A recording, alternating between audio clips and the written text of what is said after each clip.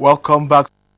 It's still new day and it's the wind-up edition. We just heard from Mr. Diniji, the GMD of Niji Group, and from then on we're moving straight to another segment, another interesting one that I'm sure everyone out there can learn from is the Smart Life segment on the show, Tuboso. And today we have something interesting to talk about. Yes, really very interesting.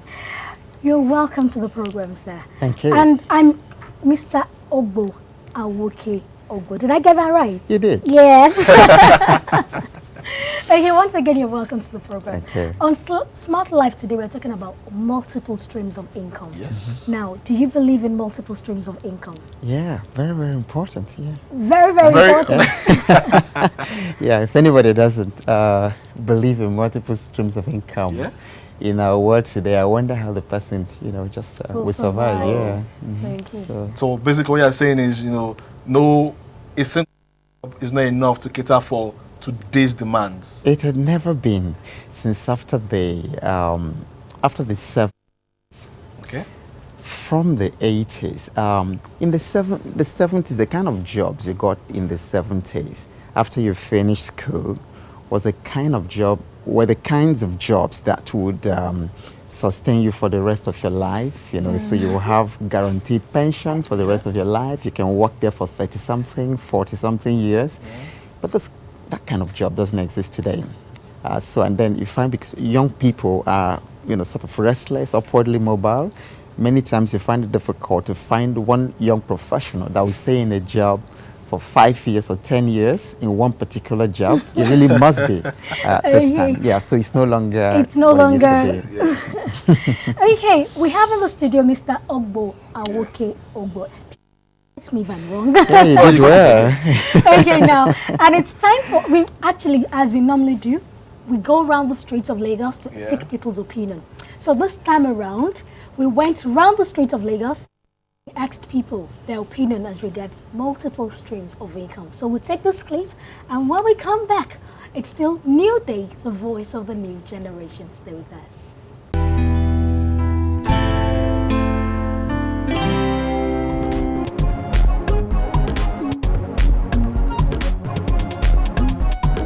I like multiple streams of income because it's enabled me to have the idea about other fields. Of course, why not? No. Yes. In as much as it's generating money, why not? Why is that? It's fetch more money. It's helping financial stuff. Then, in Nigeria, here we have a lot of challenges with money. Most people might not really go into it. I think because of the time factor, if it really permits you working other ones, because there are some jobs you go that takes almost all your time. As a person, you have to have other means of income. Someone shouldn't depend on his salary in case if someone's salary is not actually coming on time.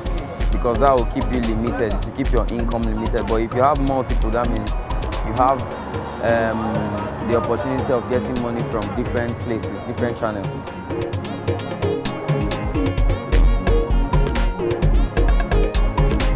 I'm an accounting kind of a profession. I wouldn't actually mind if I can have, maybe if I establish a industry like a fashion industry. I close by 5 every day in my office. Then if I have some, maybe like a shop that I can run, maybe like from 6 to 7, then I close. It will be better, it will fetch more money for me. For me, I can go into the likes of an online shopping mall where people can order for stuff online and it gets delivered to them. Right now I'm a producer, I'm into music, and I own a studio, so I work at ease, and that gives me the time also to work other places too, and I don't know, it's just entertainment in general. I'm okay with my job, but I don't think I need any other thing to do. And I have other responsibility apart from my work, so I can afford to do 2 different jobs at a time.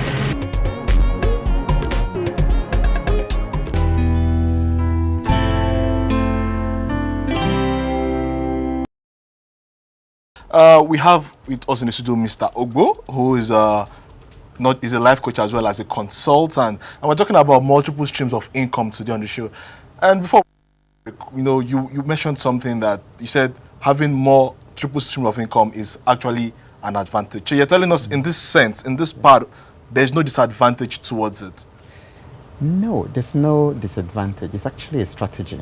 in what we call neuro-linguistic programming, we talk about that is important for people to multiply their options, because in anything in life, because if you're only one option person, like the elders in the village say that if all you know to do to feed your family is to fish, what are you going to do when the river dries up?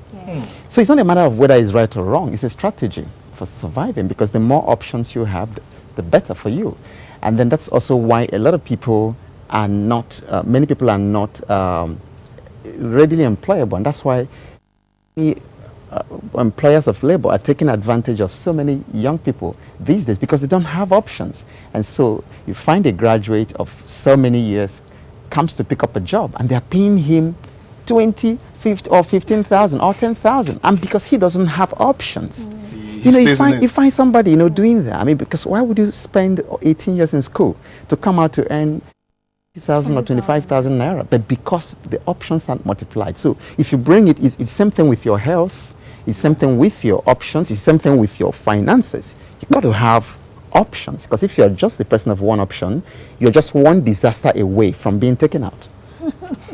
Now, I mean, the clip you watched now, I mean, Lagosians had their say on the multiple streams of income.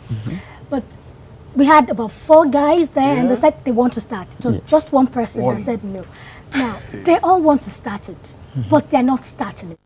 So what exactly is preventing them from starting it? I mean, to have this multiple streams of income? Yeah, as in everything in life, you need 2 things to succeed. One is you need to understand the principles, and then the second, you need to understand the practice. So many people just have principles and head things on their knowledge, but they don't have the practice or the know-how.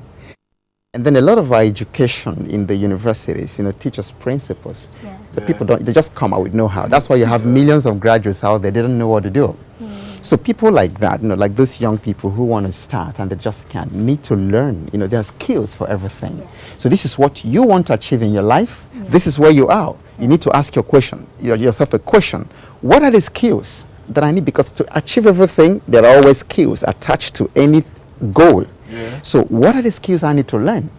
Then where am I going to pick it up? Now, if you can't afford services for people like us, coaching, you can at least go to books. There are books. And then there's hardly anything you look up on YouTube today that you can't find how to do.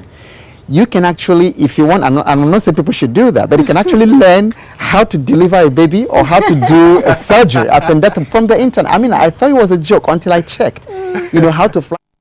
You see all that, on the YouTube.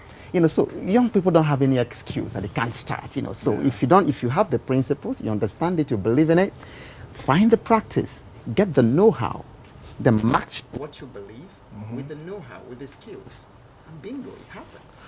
Well, bingo, it happens. It just happens like that. Well, you said something about matching principles, not making excuses.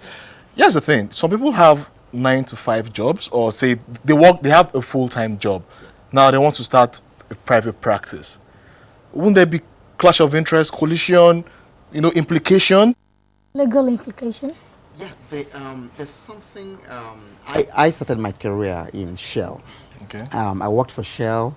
Then Chevron pulled me, and then Shell pulled me back really? to before. So there was a talk of war, a mini talk of war. Yeah, it was some war, and that's what I'm talking about, options. Because when I went to Chevron, I mean, I wasn't desperate because I had options. I still have my Shell job. So when they were interviewing me and they wanted me, I mean, I wasn't desperate. Why? Because I had options. And so I was able to make a bargain that was really good enough to pull me from Shell to go to Chevron. Yeah. Anyway, but where I was going there is, those companies have some really fantastic, principles and established processes. One of it is that at the beginning of every year, Shell or Chevron would make you sign a form that they called conflict of interest form. Oh.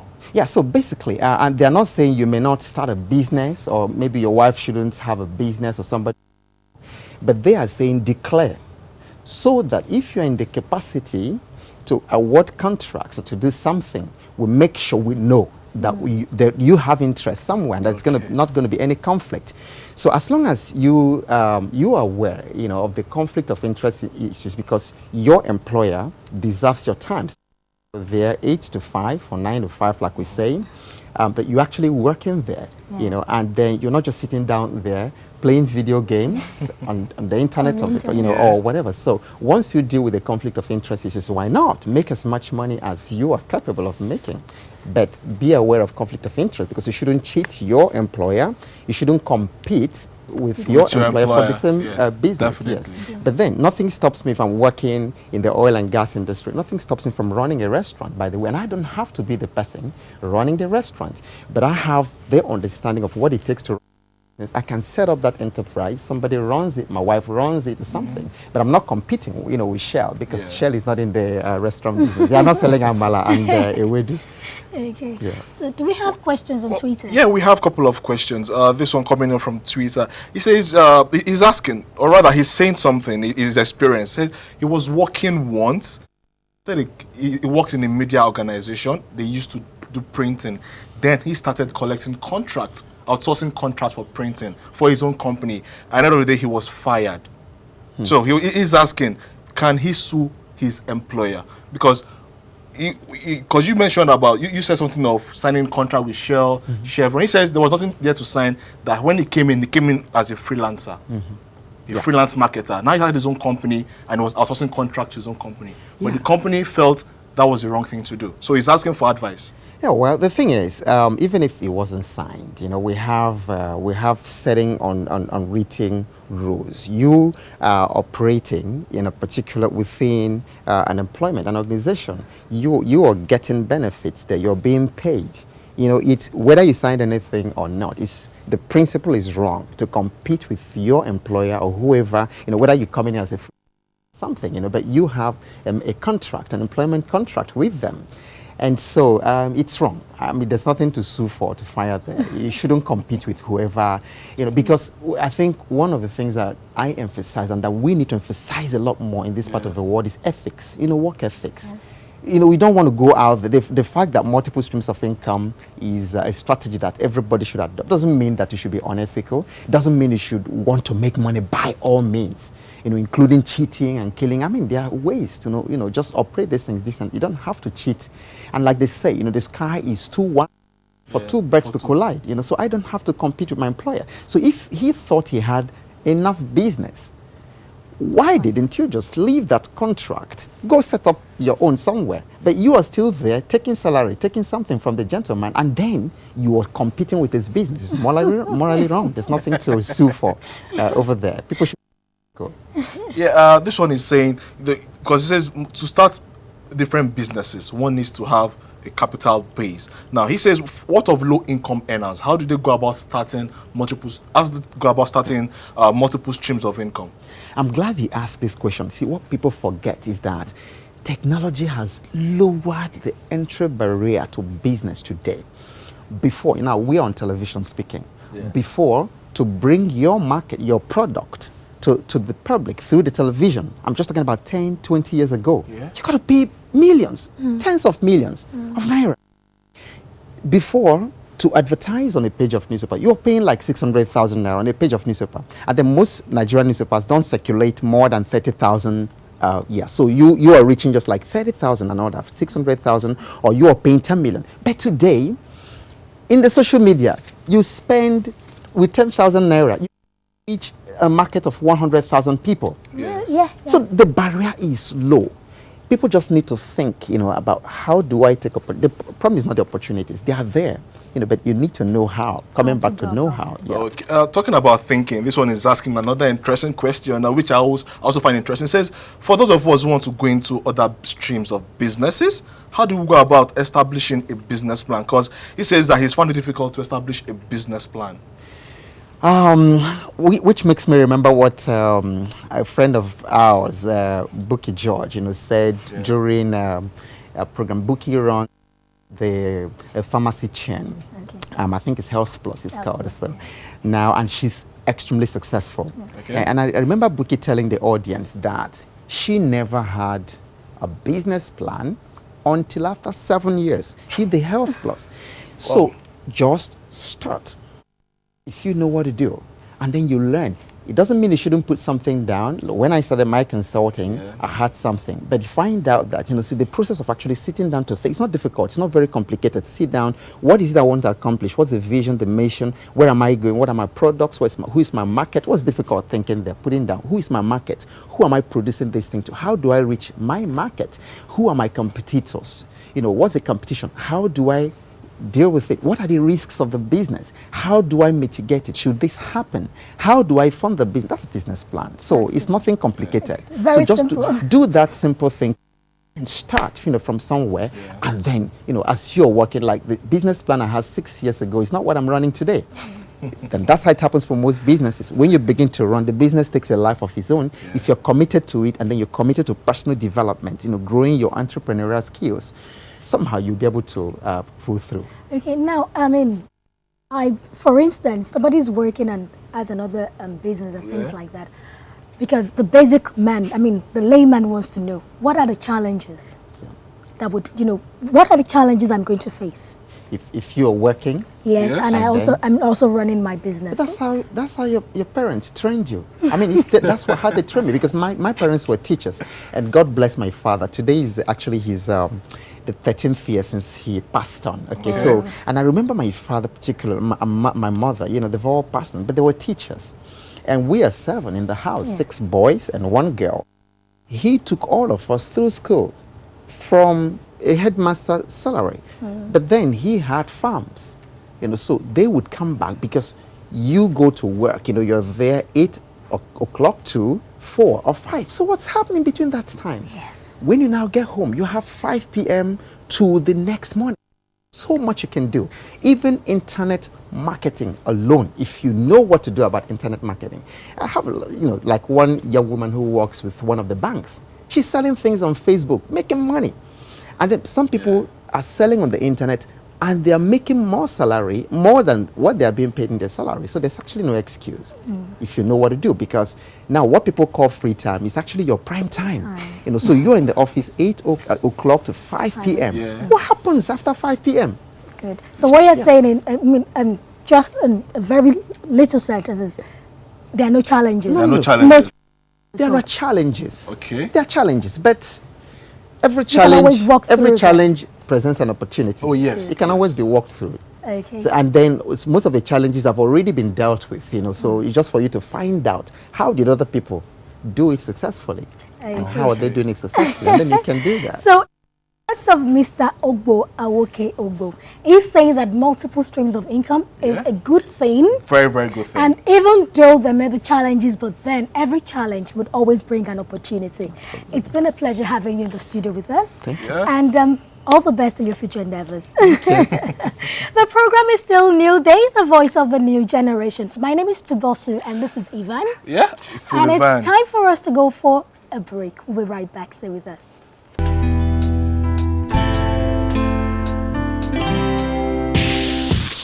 Wanna be in the know? Tune into the show. It's called a New Day, now in your zone. Touching the work and career. Ends up in the play zone. Take luck to entertain, inspire to make you feel at home. And it's all about you. It's all about you. New Day. It's a new generation. New Day. It's the New Day. New Day. It's a new day.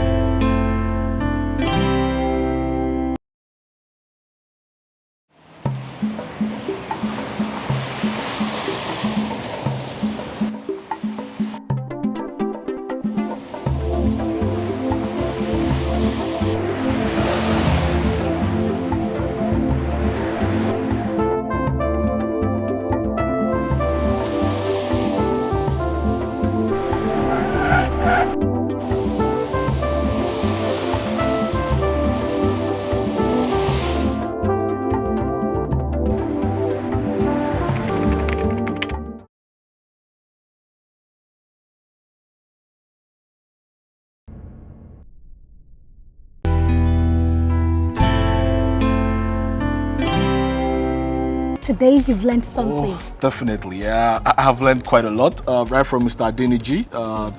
the farmer, the large-scale farmer, and down to Mr. Ogbo. Because you look at it, farming, you know, spoke and I made mention of the $151 billion in agriculture brings into the country on a yearly basis. I found out that the Nigerian work population, 70% of the population is in the agricultural field. And that's simply amazing. So, I'm pretty sure that after today's edition, I think which are you doing? I think I have a farm somewhere along the Lagos-Ibadan Expressway. I need to invest in farming. I think I'm going straight into fish farming. You know? Into fish farming. Well, yeah, it's good as well, but I like poultry farming because, you know, because of the eggs. I love chicken, I love egg, I love turkey.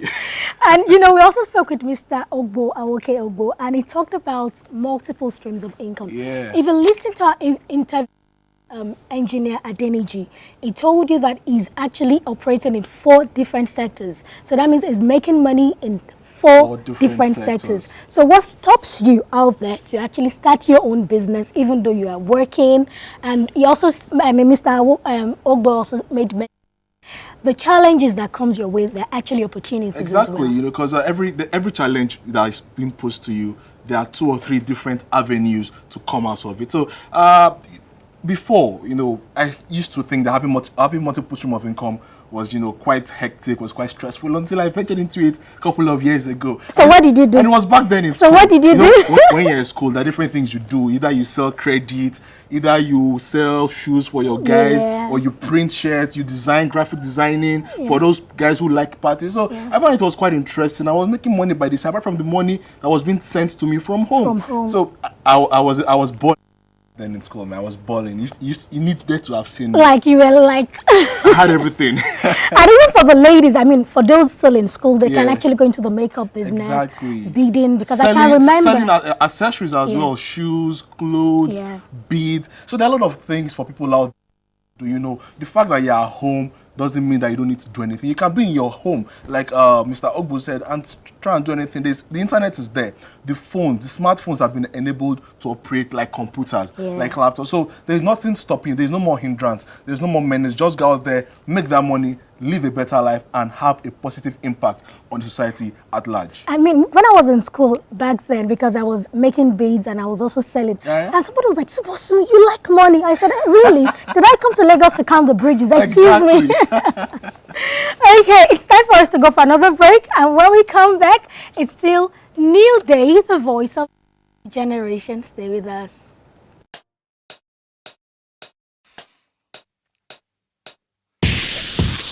Wanna be in the know?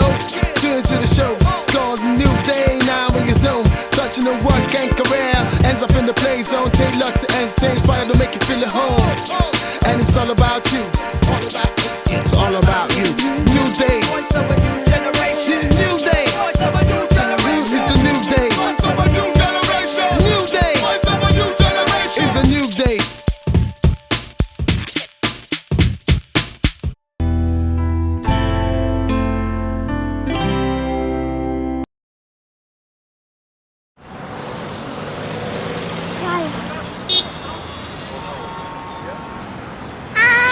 Hi. Daddy. Look.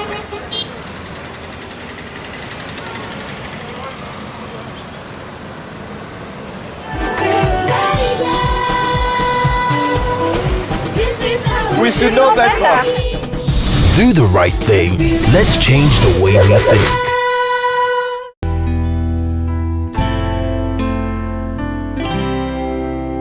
It's been an interesting show so far, and we're not yet done. We still have the This is Lagos segment on the show.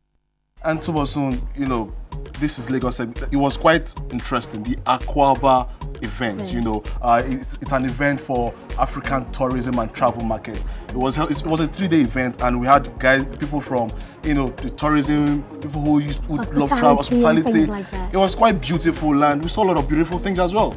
Yeah, lots of beautiful things. And we know, you are very sure that on this program we would also bring you beautiful events. Exactly. So we present to you Akwaba. It's an event that you wish you were actually there.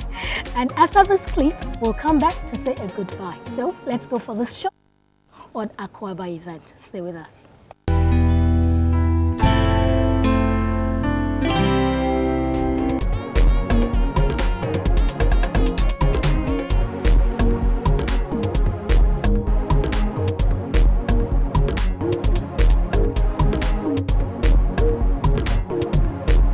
annual Akwaba Travel Market has anchored in Lagos again. This time, the clock told 10 years since the event began, bringing together under one roof those who interplay in the business of travel as far as Africa is concerned. During the last year, we have opened new destinations. We have opened Vienna. We are going to open Tokyo, Dublin, and Los Angeles. Now, with the fourth flight opening from Kano, the passenger from Kano, they don't have to come to Abuja or Lagos to connect Ethiopian Airlines anywhere in the world where we are flying and where Ethiopian Airlines is partnered with the Star Alliance. Actually, the Edge Hotel is new. We are barely 4 months or 5 months or thereabouts. We have a total number of 80 rooms, and all the rooms are equipped with desktop computers with free internet, wireless network, Wi-Fi. We have a flexible rate. We also have a weekend rate, of which we know all our guests will enjoy. These devices were just mobile phones, no cameras, nothing. That's one of the first laptops, or what you want to call it. It's a mobile PC, the very first one. There's a tube behind it, and it was quite long. Okay, and today we have smaller devices. For 3 days, people mingled and discussed as they witnessed cultural displays, industry milestones, manpower excellence and development, and so much of what the business and leisure of African hospitality, transportation, culture and entertainment portrays.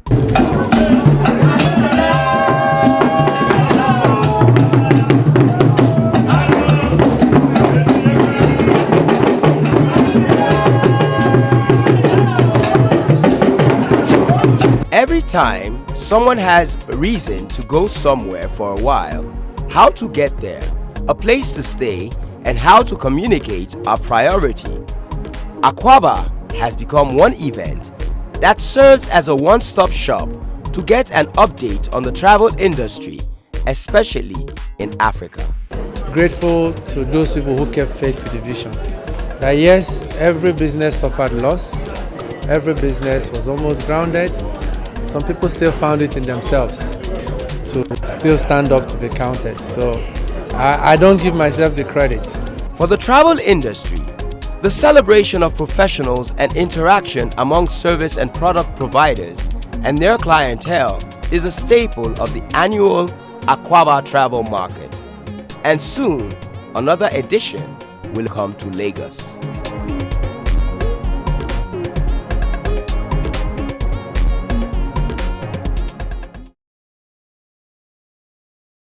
Beautiful people, beautiful events, and even beautiful dance.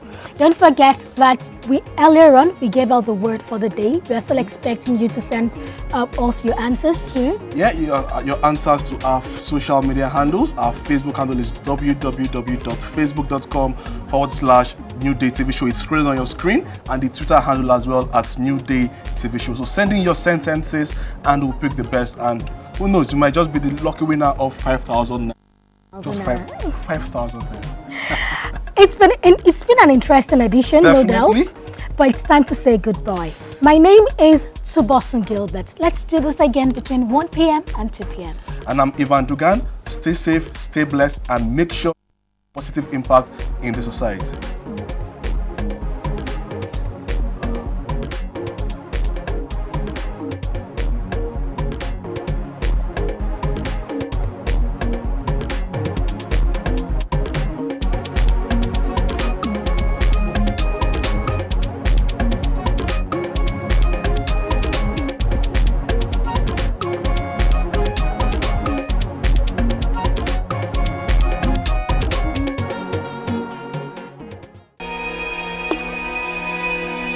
What?